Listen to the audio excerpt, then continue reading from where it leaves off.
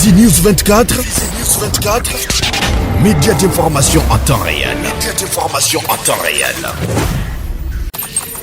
Fizi News 24. Fizi News 24. Chombo cha habari kwa muda sahihi. Média d'information en temps réel.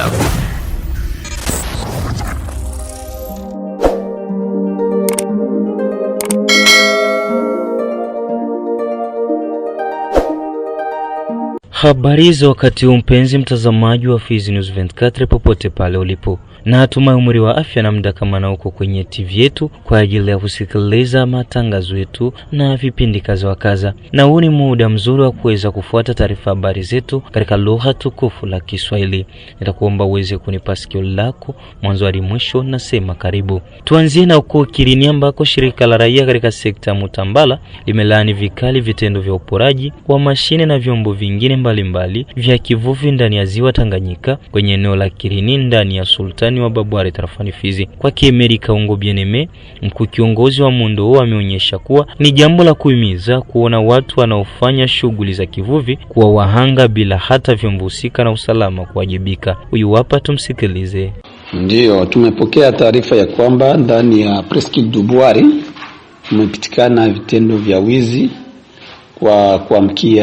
usiku wa kuamkia leo tariki 16 mwezi wa kenda 2025, na ambapo tayari ripoti tulio nao ni kwamba mashine 6 ziliweza kuchukuliwa.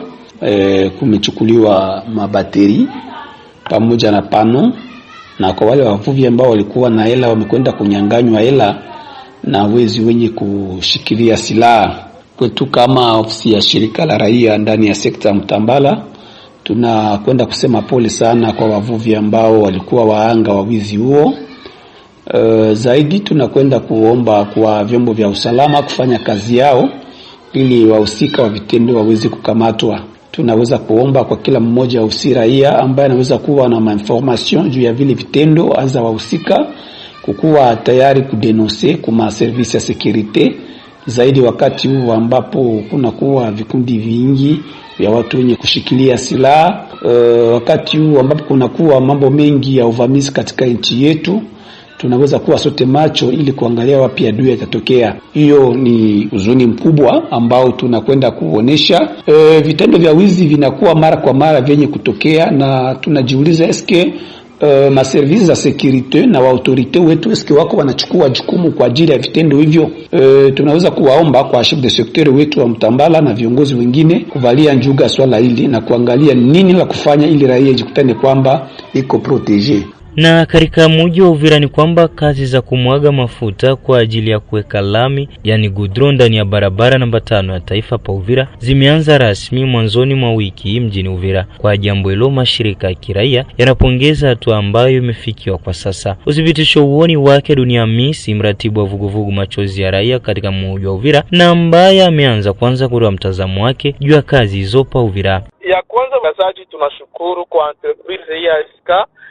Maana entreprise ya SK ni entreprise ambayo inatumika hiyo kazi yake muda mgumu sana bwana mtangazaji. Acha nikwambie inatumika muda mgumu pourquoi? Parce que ilianza kutumika kwanza na fond yake propre. Sasa iliweza décrocher projet ya kutengeneza hii route nationale numero 5. Baka exige 30% ianze tumika kwanza na mshahara wake. Hiyo entreprise ikafanya nguvu, ikaanza tumika na franga zake. Gouvernement congolais ikakawia kuwapa franga za hiyo entreprise zikaisha, kazi za barabara zikasimama. Tulifanya hata maandamano hapa Uvira za kulomba serikali dekese franga ya kutengeneza barabara.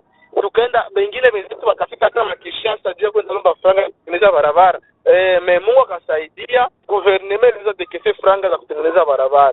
Kitu kile tunashuhudia entreprise ni entreprise yenye kombio sana, ni entreprise yenye inatumika kazi mzuri sana. Tunashukuru sana parce que kuanzia ile mwezi yenye walipatia franga kwa loki, ukievaluate kazi ya barabara inaenda mbio sana. Na jana balianza mwanga ile mafuta ile mobile ya goudron ya kwanza tia goudron, banataka anza tia goudron sehemu zimoya hivi. Ile tunawashukuru sana vraiment, na tu sisi kama population tutawaakompanya mwile litea yabo paka tuangalie Uvira inapata barabara yenye kwa mzuri sana bwana mtangazaji.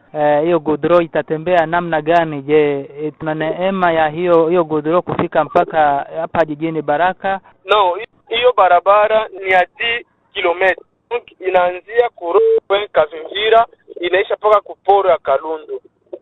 Na hiyo barabara itajengewa projet kujenga pendant 18 mois suite insécurité no décaissement ya fond ndio maana itaweza fika hata madeza. Hata hivyo, upande mwingine ameomba kwa serikali ya jimbo kuendesha miradi ya maendeleo katika eneo zisizodhibitiwa na waasi. Dunia Misi amerejea kwenye TV yako. Yenye sisi tuko tuna plaider tutie pression gouvernement parce qu'il y a des projets ziko zinafanyika Bukavu kulikamatiwa na adui. Zile projets zinapaswa zifanyike mamilie zenye hakuna, par exemple Uvira, Fizi, Kabare, Walungu, na njoo tuko tunataka tutie gouvernement pression. Tuko na barabara sasa iko degrade kutoka tronçon Uvira kwenda Lwanga, tukiona hata kule vile kuma 17 tungelomba serikali yetu na njoo tunataka tufanye itaanza jenga hiyo mabarabara bwana mtangazaji paka tupate barabara mzuri masehemu zingine ambazo projet kujenga barabara ya huo. Tunasema kama itachukua mwaka 2 par rapport na gesi mwingine likumbiwa na insecurity. Uvira watu walifanya mwe plus ya 2 mois hakuna makazi par rapport na insecurity. Tukikamata ile mwezi ya Bagepar, tukikamata mwezi hii yenye ilikuwa huko tulifanya mwezi 7 jours watu watumiki. Tukikamata mwezi ya huko masiku tunapitisha kama sasa iko na leo watu watumiki. C'est pourquoi na entreprise ilifanya ile miezi haitumiki juu kukosa franc. Tuko tunasusia tunaona kama barabara inaweza fika tamu projet itafika tamu ama déjà ni kwa façon yenye tushaiona parce que ça hii unabakia umoto 2 mois et ne 18 mois ora bayafika ku 50% ya realisation ya barabara. Tangu naongea tu population ya Uvira, Fizi tuikale pamoja, tuungane, tuangalie jinsi tutapata maendeleo ya territoire zetu mbili Uvira na Fizi wala mtangazaji. Na huko katika jimbo la Kivu ya Kaskazini Goma ni kwamba zaidi ya watoto milioni 2 wa kuanzia siku moja hadi miezi 59 wanufaika na chanjo ya ugonjwa wa vunja katika mkoa wote wa Kivu ya Kaskazini. Ripoti hiyo imetolewa na uratibu wa mpango endelevu wa chanjo kwa Daktari Stephane Batei, amepongeza vya kutosha wahamasishaji wa kijamii ambao walijitolea kwa ajili ya kufanyikisha kampeni hii, huku upande mwingine akiongeza kuwa watoto ambao hawakupata chanjo hiyo wasiwe na shaka kwa kuwa chanjo hiyo ni endelevu. Kwa siku ya leo tunakuwa na matokeo mazuri, kwani tumewapatia chanjo watoto zaidi ya 100% ya idadi.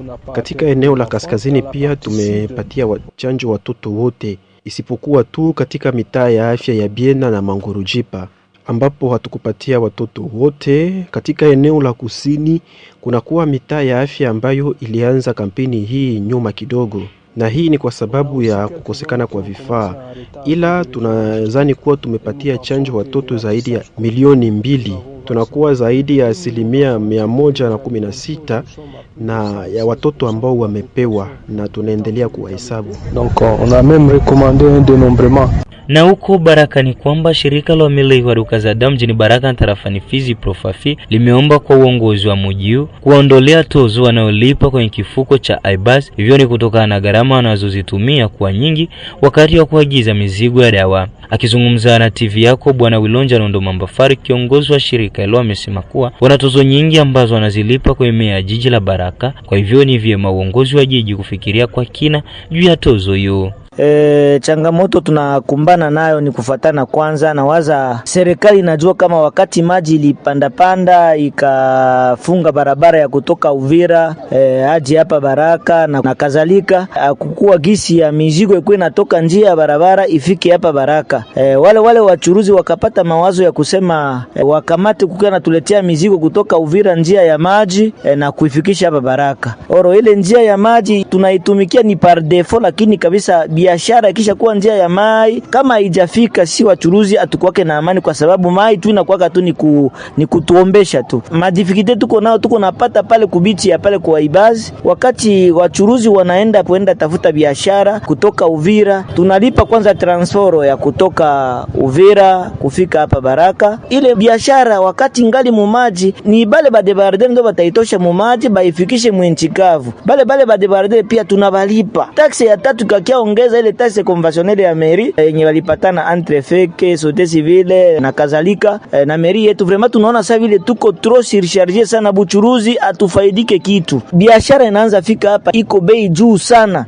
Ile tungilomba kwa vraiment kwa viongozi wa jiji letu la Baraka wakujifunza kwa ajili ya ile taxe conventionnelle, vraiment bangitusaidia ile taxe kwa sababu inakia tuelemea sana. Ile taxe conventionnelle inakia tuelemea sana sisi wachuruzi. Tuko na mataxe za mingi sana za mairie, tuko nalipa sisi wachuruzi. Tunatumika na presque service 7 hivi mu niveau ya mairie ya Baraka. Kungambo yetu sisi, kungambo yetu mu niveau yetu ya association ya Profafi, tungiomba na wachuuzi en general watutoshe ile taxe, kwa sababu bakifika pale atutumike tena kitu. Tunakuwa sasa tunaanza tumikia tu ni wale wenye tunalipia badebardere, tunalipa wenye wanatuletea ile mabiashara kupitia maboti na ile merini. Kusasa ndio tunatumikia atufaidike kitu. Kwa hiyo tunaomba wakuu viongozi vraiment wangiondoa ile tax, inaweza tusaidia kwa sababu tunaona sasa vile atutumike kitu. Na tumalizie na habari za kitaifa ambako Jamhuri ya Kidemokrasia ya Kongo na Uturuki zimeanzisha makubaliano ya pamoja katika sekta ya viwanda na kijeshi ambayo itapelekea uhusiano wa nchi hizo mbili kuimarika kwa kiwango cha juu. Hatua mpya ya ushirikiano imefunguka kati ya Kinshasa na Ankara.